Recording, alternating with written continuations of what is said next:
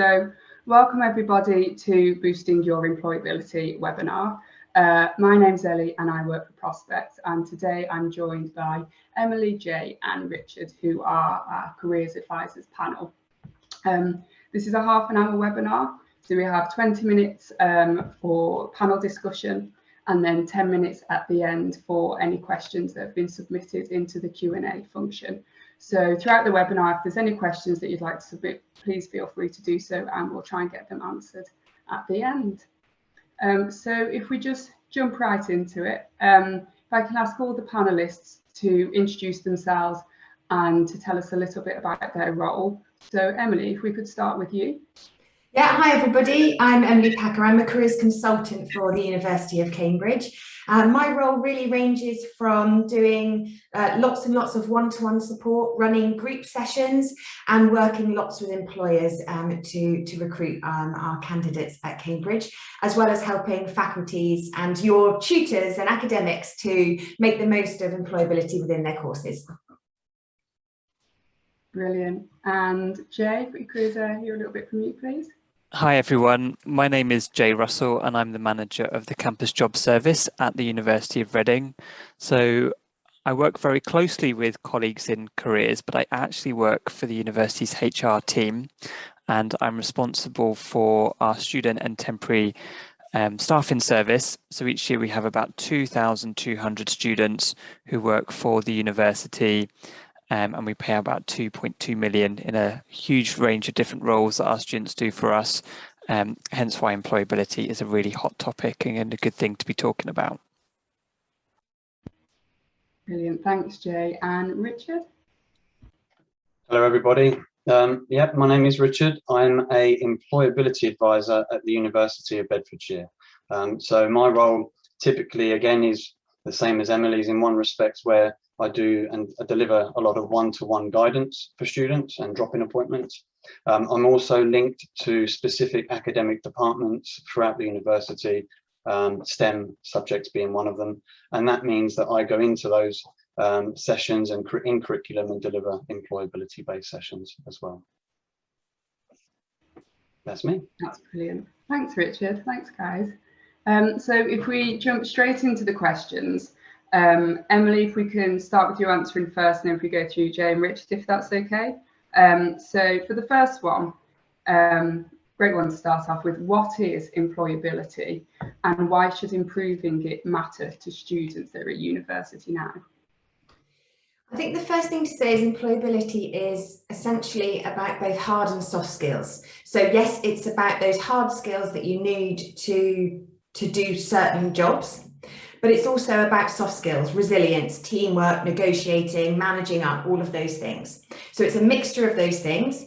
And the most important thing around discussions on employability is lots of it's focused towards what employers want from you. It's far more empowering to think about employability skills as giving you more choice in what careers you have. So essentially, the more skills you develop, the stronger you become in resilience and teamwork and all of those things, you give yourself more choice to choose from more careers. And I would completely agree with everything that Emily has just said. It's about giving you the opportunity to putting yourself in the best position when you go to apply for those jobs. But from an employer's perspective, you want to stand out. So as an employer who's advertising a role, they might have 10 applications, 100 applications, 200 applications. If you've got the right employability skills, you've spent the time working on your skill set, those soft and hard skills, so that you stand out and that ultimately you get that job that you really want. Yeah, I'd agree with both Jay and Emily actually. I also see it as your ability to develop all those skills, gain all the knowledge that you need for the industry that you're hoping to move into. But it's also your ability to show recruiters in that field that you're ready for employment, and that employment could be while you're a student and you're looking for part-time jobs, maybe an internship or even coming up to your graduation when you're maybe focusing on graduate schemes, etc. It can be temporary roles as well, but I see it as your ability to sell yourself in a way that you're able to show them that you're ready for what they have on offer while you're hoping to join the organisation. Brilliant, it's great answers, guys. Just for anybody who's attending that would be unsure, Jay, could you just give a kind of description of what you mean by a hard skill and a soft skill? I think it was actually Emily that talked about a hard and soft skills, so I might defer to her if that's okay. Yeah, of course. So a hard skill would be something that you essentially have to have for a role. Let's say that's using C++ or Python. It could be that you need to understand child protection laws. So those are the things that are really specific to a role. That's a hard skill. A soft skill is something that you are using, which is a little bit less, I couldn't do a test on it essentially. So that could be team leadership. It could be negotiation skills. It could be resilience, where you're able to come back from failure.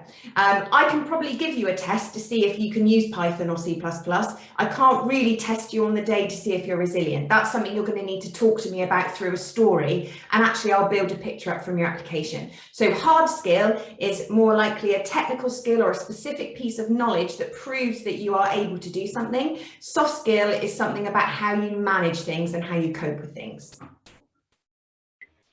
That's brilliant. Thank you very much, Emily. If we go on to our second question, and it's 2-in-1 here. So what would you say are the benefits of joining a club or society while at university? And what other extracurricular activities can a student get involved in while at uni? I think all of us could talk about this for a solid hour. So I'm going to be super quick, so I'd love to hear from everyone else. But first of all, the benefits are it's really good fun and it breaks up your study.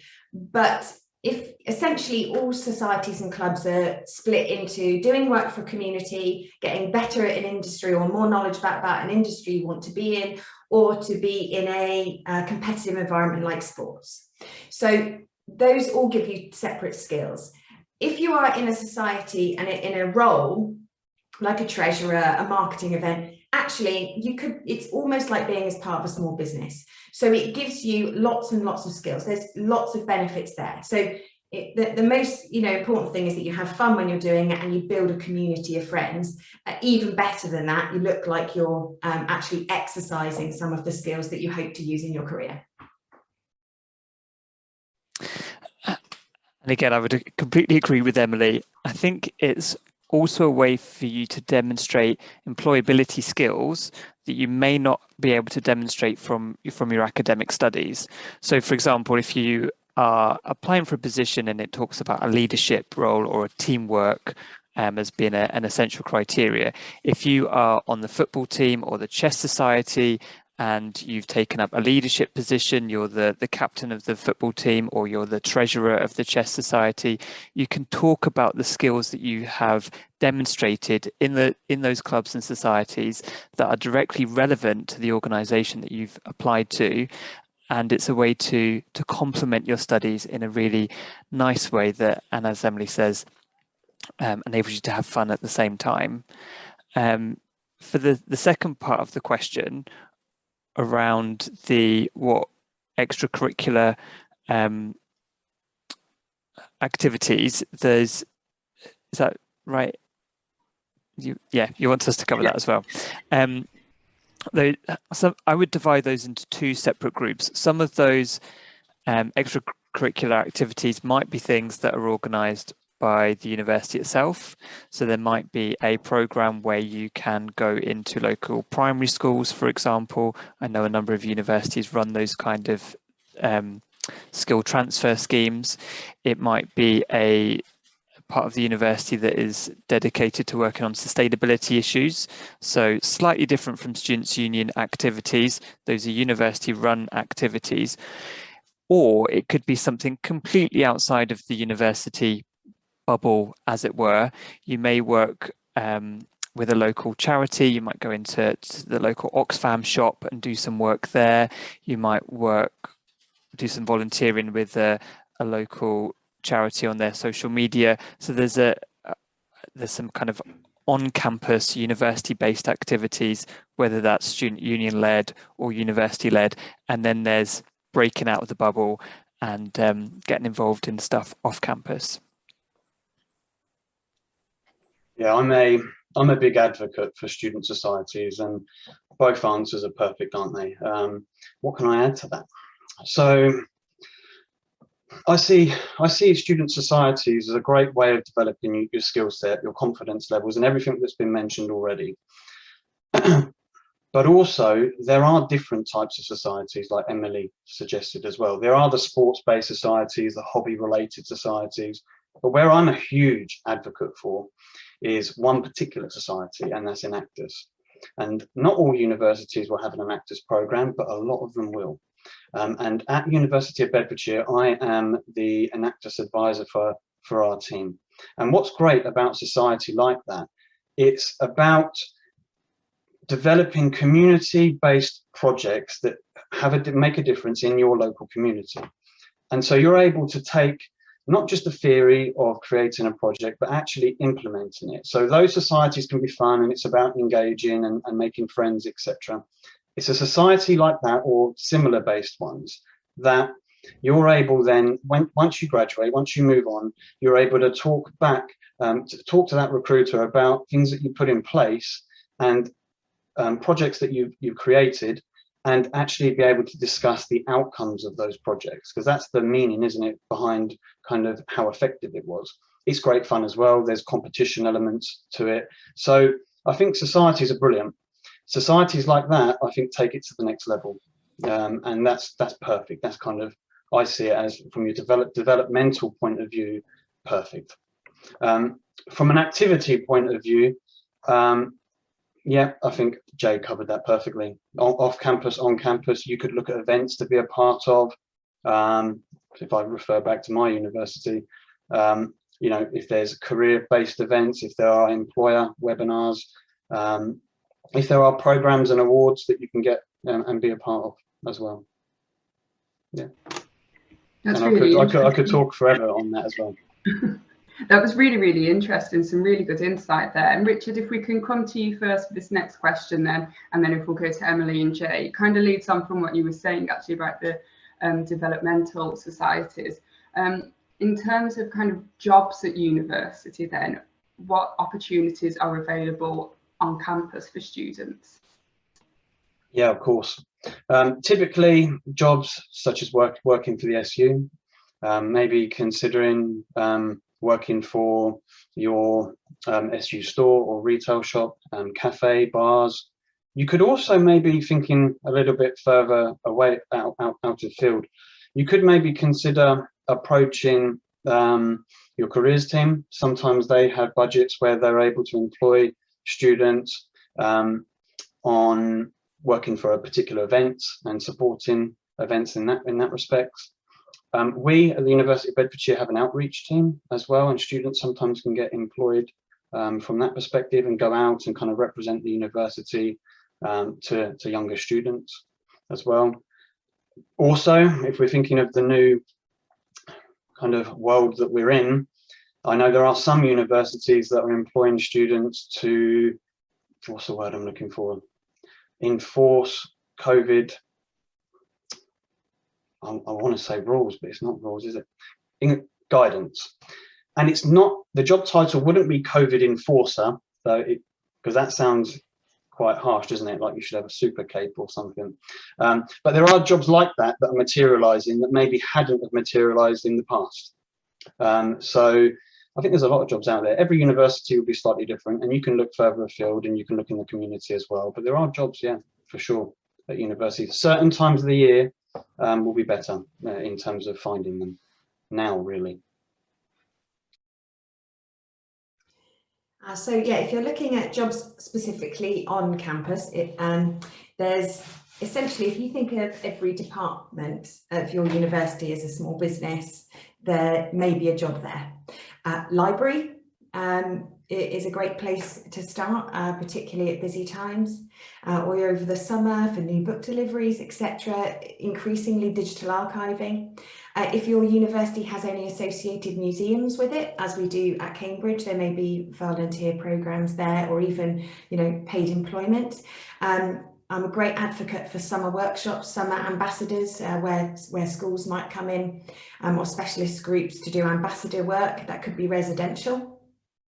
If you have any research laboratories or scientific laboratories in your university and they have summer research placements, or even just a lab technician, that could equally be an art technician as well. Reprographics sometimes need extra help. Certainly, and I'm sure Jay will talk about this, but joining your temp bank, if there's any admin, particularly on UCAS clearance day, there's so much. And the beauty of it is you don't just have to do one thing. You could do some widening participation work, you could do a bit of temping, so you can really spread things out. But as Richard said, also look outside your university community, because every university is slightly different in what they can offer. And from my perspective, I think there's a difference or there can be a difference in the number of jobs available between a campus university and a more city-based university. I've studied at both types of universities, and there can be a difference there. But in general, most universities will need students to be open day ambassadors, so promote the university to prospective students and new students who will be thinking about joining the university. Typically, there's open days in early autumn and then springtime. So that would be those kind of peak employment times for that kind of work. Most universities will have an alumni team that typically would ask for students to come and work in those teams and make telephone calls to former students, so alumni of the university, see if they want to volunteer their time or their money to enhance the university for the benefit of everyone.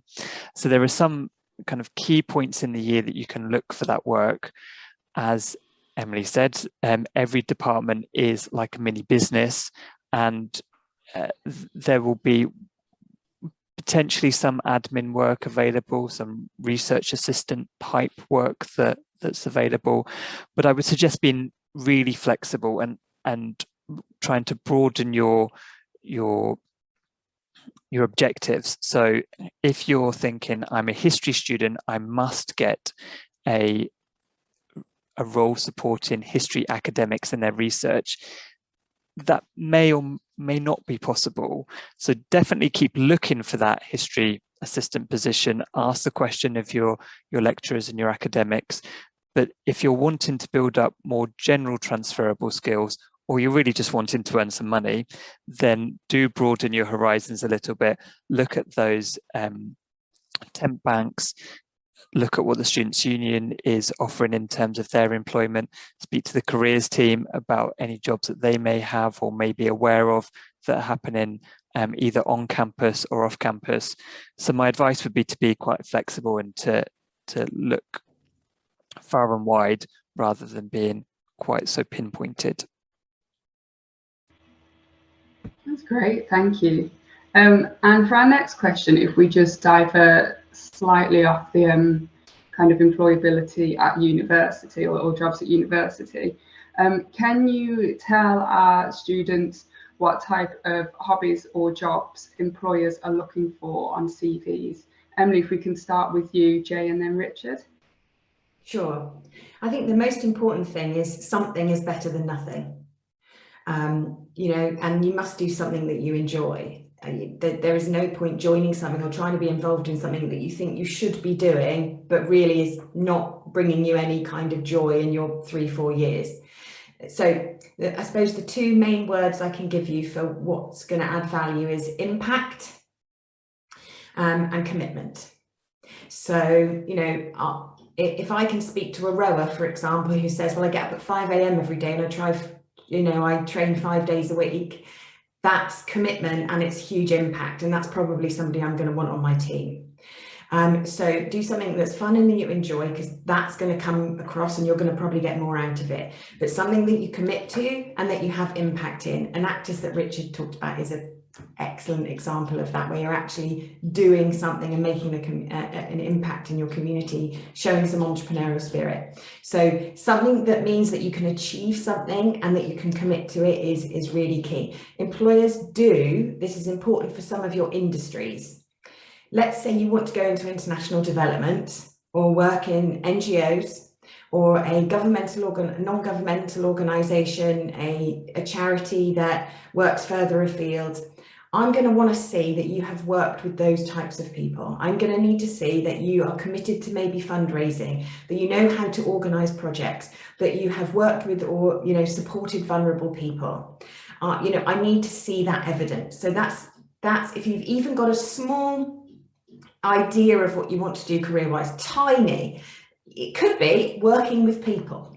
Then make sure your activities align to giving you some of that experience. The same with, let's say, on the other end of the scale, you want to be a consultant or a banker. They're probably really going to be interested in, well, how have you shown that interest? And before you can get any internships, it's really useful for you to go and try these things out and see if you're interested through your societies, because it's a very low risk way of trying out those activities. So first of all, enjoy it, but they want to see commitment, where you've made an impact, and where you have chosen activities that align to your career area once you get there. Until you get to that decision, just try things out that are going to get you out there. I would also add that if it's a way of demonstrating skills that you perhaps have from your GCSEs or A-levels, that you're not necessarily demonstrating through your academic studies. For example, if you did A-level Italian or A-level French and you're pretty fluent in those subjects, if you join the French Society or the Italian club and you're able to then continue to talk about those to an employer through your club or the society that you've been involved in, it's a way of just subtly reminding them that you stand out because you've got that extra language skill that somebody else might not have. I would also suggest that if you are a student who's maybe studying philosophy or science or another humanities subject, and that most of you will go into business, whatever that form will be, whether it's working in any university or whether it's a big multinational organization with banking offices throughout the world, that will have some link to business. If you can join an Actus or another business society or the Entrepreneurship Society, it shows that you've got that forward facing look on the future, and that you're interested in the types of organizations and the work that you'll be doing in the future. It's not to say anything less about your degree, but it shows that you've got other interests outside of your degree. And that leads on to my third and final point, that recruiters and managers, they're human beings too, and they want people who are nice, rounded people to work in their organizations. If it's 5 to 5 on a Friday or 5 to 6 on a Friday, they want to be able to have a chat with you and say, so what's your plans for the weekend? What are you up to? One answer could be, I'm going home to read academic journal articles, which is fine if that's what you're interested in. But if you're able to talk about work-life balance and give something else, that you're interested in cinema, or you're a rower, or you're a basketball player, they may not do any of those things, but at least you've got something else that you can talk about, and they can connect with you on a more human level other than just your academic studies. Yeah, and that's a really good point, isn't it? When we think of interests and we think of how we kind of sell ourselves to an employer from an application or a CV's point of view, I've always seen interest as a conversational starter when you're going through that interview process. And yes, as Jay mentioned, once you're in that organization, understanding kind of what you like and what you do outside of work is key for building relationships, because it's building relationships that kind of is what we're about, isn't it? It is about the job, but it's also about us, and it's about teamwork. So one point I would like to mention and make is, if you are going to include interests and hobbies on an application or on a CV for a particular job, I would just say be true to yourself. And be specific, don't be generic. So if it is that you like walking, don't just say that you like walking, because if we break that down, walking is just a bodily function, isn't it?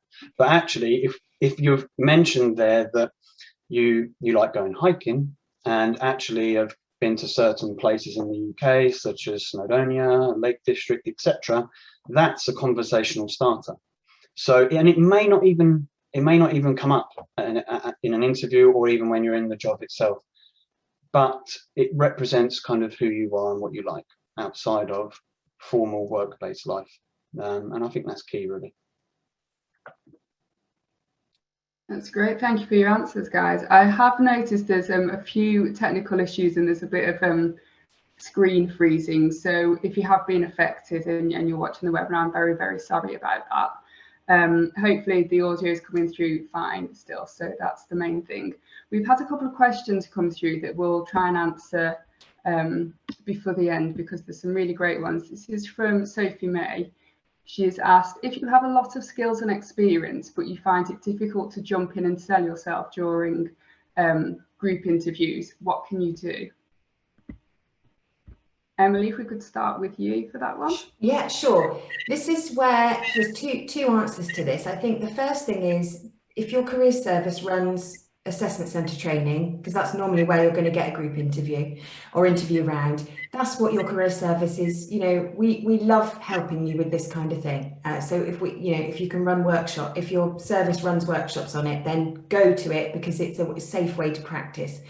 But my advice there, I actually train on assessment centres. So my advice there to you is, it's in an assessment centre, it's not about being the loudest person, and it's not about jumping in. Actually, as an observer of assessment centres and a scorer, it's far more likely to score that person down. So first of all, don't think that loudness or jumping in or talking all the time is necessarily a good thing. However, if you're in a competitive process, you need to put yourself forward.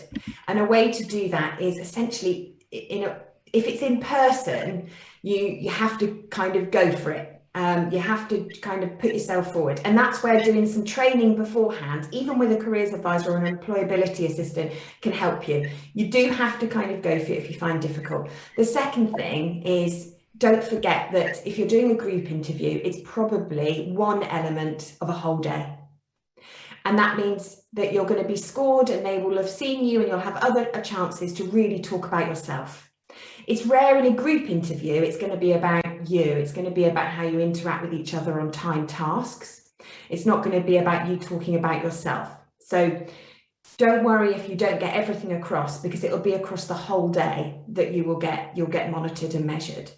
So don't go away from that interaction feeling like you didn't talk enough. But if you know in yourself you're not somebody who is going to easily get your way in, recognize that and do some practice sessions around it. And I would also say that this is actually links really well with our societies chat and our part-time work chat, because the more that if you can get yourself onto a committee of a society or do some part-time work, I think it was Richard, but it may have been Jay, said actually it's about building confidence, and that's the best thing that part-time work or volunteering can do for you, if you're not somebody that puts yourself forward. Sorry, that was a long answer, but completely get the question, and probably the question I get asked the most.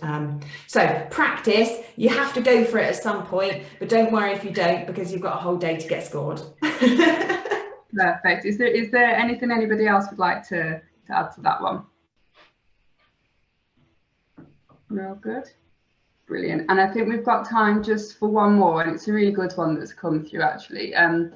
It says, being a master's student where my course includes an industrial placement. It's just skipped up the screen. Sorry, I'll start that again. Being a master's student where my course includes an industrial placement year, when is the right time to start applying for these placement roles? Who would like to jump on that one? if I'm meant to go first, I'd say now. Basically, now, start right away. You can't start too early. Brilliant.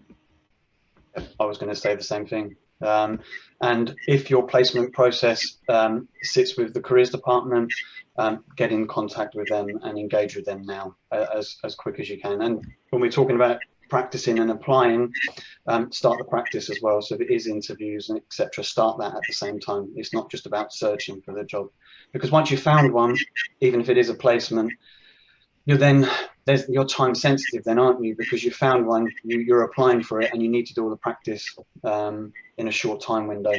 But yeah, searching starts now. Perfect. And we are bang on time, but I'm just going to put this one to Emily that's just come through. Emily mentioned providing evidence of things that we have done.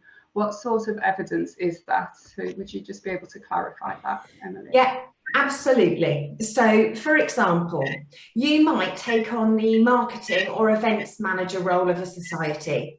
Best thing you can do is find out how many social media followers there are, how many people come to events before you. Then, 3 or 4 months into your tenure, have a look at the events that you've run. Have you run more events than other people? How many more people came to your events? How many more social media followers have you got? Those are tangible numbers that show impact. Other ways you can show impact, Richard mentioned about being specific about your even sporting. So if you've been hiking, I want to know how high, how far, and where to. If you're a swimmer and you train, I want to know how many times a week and for how many hours. If you are in Enactors, for example, we're giving it a big shout out today. How many, essentially it's entrepreneurship in Enactors, but for social good. So who are you helping? How much, how many volunteers have you had? How does the small venture work? What's the reach? So as soon as you start university, if you haven't yet, or if you're going into your final year or your master's and you're just about to join something, take numbers. You want to know how, where, what you're doing all the time. You'd be hard pushed, and I would challenge you to not be able to show some impact if you're in an active role. And even if you go and let's say you just want to do some careers research and you go to different fairs and you go to different webinars, say, well, I went to 15 webinars on this and I learned this and this, and here's the people I met. Everything has impact. So take some numbers, find out what you're doing, understand the history and impact of anything you're involved in. That's brilliant. Thank you so much, Emily. And we've had so many questions come through, but we're already over. So unfortunately, we're not going to be able to get through those now. There is loads of information on the Prospects website. So I'd really suggest if you need any careers advice, going on to there, but also, of course, the main thing would be go and speak to your careers advisors, your careers departments at university. That's really important as well.